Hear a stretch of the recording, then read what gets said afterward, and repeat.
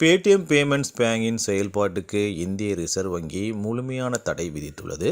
எனவே Paytm payments பேங்கை பயன்படுத்திய வாடிக்கையாளர்கள் தற்பொழுது கடும் அதிர்ச்சிக்கு ஆளாகியுள்ளனர். இந்த நிலையில் நாடு முழுவதும் பேடிஎம் செயலி பயன்பாட்டில் பல்வேறு சந்தேகங்களும் எழுந்துள்ளது. அதாவது பேடிஎம் பேமெண்ட் பேங்க் செயல்பாட்டுக்கு தான் ரிசர்வ் வங்கி தடை விதித்துள்ளது. மற்றபடி பேடிஎம் யூபிஐ செயலியை வழக்கம் போல பயன்படுத்த முடியும்.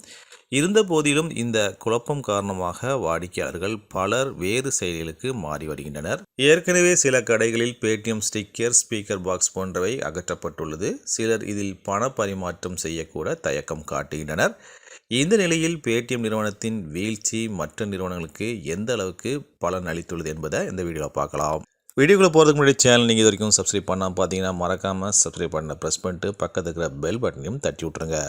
ஆர்ட்விக் நிறுவன ஆய்வில் தெரிவிக்கப்பட்டது என்னவென்றால், கடந்த ஜனவரி 24 முதல் 31 வரையிலான காலத்தில் கூகுள் பிளே ஸ்டோரில் பேடிஎம் செயலிக்கான தினசரி சராசரி பதிவிறக்கங்கள் 2.4 லட்சம் என்ற அளவில் இருந்தன. ஆனால் இந்த மாதம் 1 முதல் 7 வரையிலான காலத்தில் பேடிஎம் செயலியின் தினசரி சராசரி பதிவிறக்கங்கள் 1.4 லட்சமாக சரிந்துள்ளது. ஆனால் போன்பே நிறுவன செயலியின் தினசரி சராசரி பதிவிறக்கங்கள் மதிப்பீட்டு காலத்தில் 4.4 லட்சத்திலிருந்து 5.5 லட்சமாக உயர்ந்துள்ளது.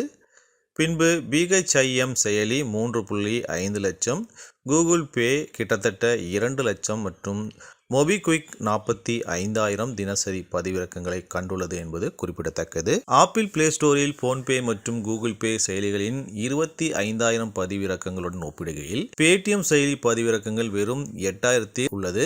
சுருக்கமாக கூற வேண்டுமென்றால் பேடிஎம் செயலியை விட போன்பே, கூகுள் பே செயலிகளில்தான் மக்கள் அதிகம் பதிவிறக்கம் செய்ய ஆர்வம் காட்டியுள்ளனர்.